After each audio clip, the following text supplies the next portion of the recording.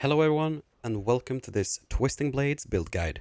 My name is Varlin, and the focus of this video is explaining how Twisting Blades works and how to optimize for this unique playstyle. I also have a full written guide over at maxroll.gg. You can find the link to it in the description below. We are back with the old Season 0 style of Twisting Blades, where we deal most of our damage with Poison Imbuement instead of Twisting Blades.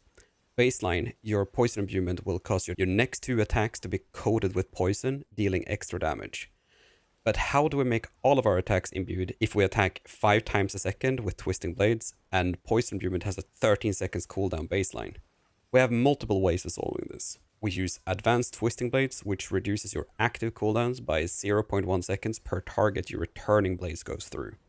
With Strike Twice tempered on your gear, this technically means 0.2 seconds per target. We also run Preparation in this build, which causes your Death Trap to reset your imbuements instantly every time you cast it.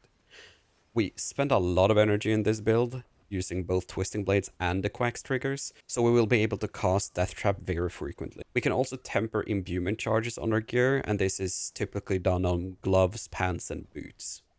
A variation of this build could also use Band of Icarus Rose together with Poison Trap, as countering Poison Trap causes your imbuements to be immediately reset every time a Poison Trap is triggered.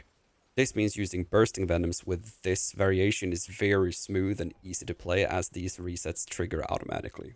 There is no magical number for solving the poison imbuement uptime, but based on testing, you can have 100% poison imbuement uptime even in single target encounters with the following stats. Roughly 15 total charges of poison imbuement, 100% Twisting Blades hit twice tempered on your gear, 120% attack speed, and roughly 25 seconds cooldown on Death Trap. This can be quite spammy, as you have to cast your poison imbuement roughly every 2.5 seconds, and you have to cast your Death Trap, and so on. If you want a more relaxed playstyle, you can instead play with Bands of Icarus Rose and Bursting Venoms, which means you automatically reset your poison imbuement without doing anything special. This is significantly easier to play, but it also does less damage because you're sacrificing offensive aspects on your gear. The rotation for Twisting Blades is not complicated, but it is easy to mess up. This build uses the common debuff trifecta of Caltrop, Smoke Grenade, and Poison Trap to amplify your damage. Make sure to always have Caltrops on the ground, as a damage boost ramps up on enemies over time, but this can be extended permanently by keeping the enemies within the visual indicator on the ground. Smoke Grenade only lasts for 5 seconds, so this is something you want to cast frequently on enemies as well. You also have No Witness and Vehement Brawler's aspect, which forces you to cast an ultimate very frequently in order to maintain these powerful damage boosts. This means that you cast Death Trap every 8 seconds to maintain the buffs, but you want to cast it anyway, as this pulls all enemies nearby on top of you and it resets your imbuement, meaning that this is something that's going to happen anyway while you're playing naturally. For pit pushing, this build plays extremely smoothly, as you're standing still in one spot, which allows you to quickly reset your imbuement charges due to multiple targets being hit with Advanced Twisting Blades. This build is also incredible for bossing, as they simply melt instantly to your poison damage.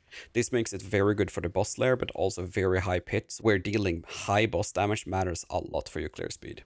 But when you're speed farming, the area effect range of this build is very small, and imbuement uptime is harder to maintain, as we're no longer hitting targets permanently. So while this is an excellent pit pusher and very good at bossing, it is worse for speed farming compared to the likes of Death Trap, Penetrating Shot, and Dance of Knives. These build guides can be found over at maxroll.gg, but I will also link them in the description below.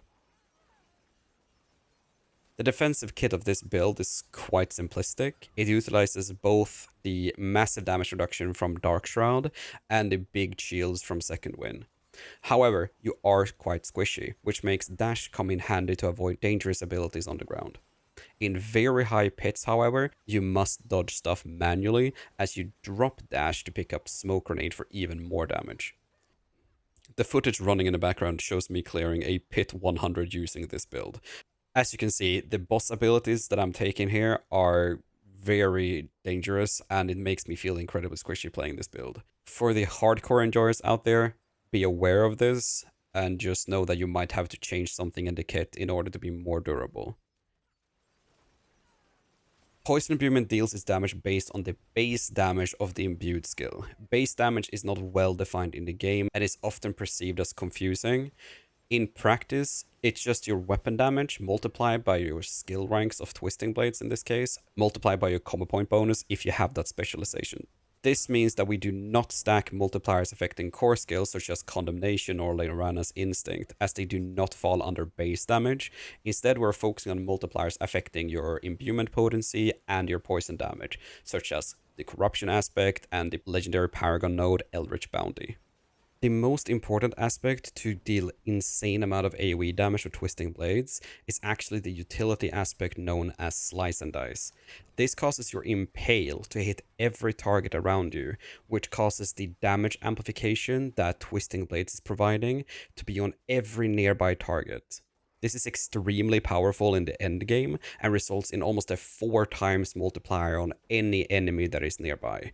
This is a must-have for pit pushing, but isn't as important in cases where you're only hitting one target, like the boss lair for example, where you're only hitting one target instead of multiple. For a full list of all skills, Paragon and aspects, head over to our written guide over at maxroll.gg, as this build is something that is constantly being updated.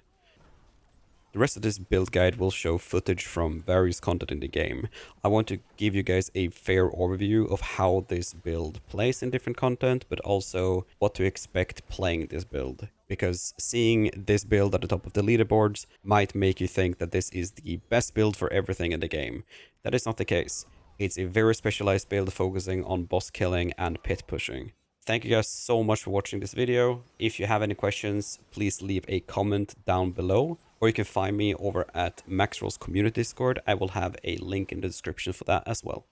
Thank you so much for watching. Bye bye.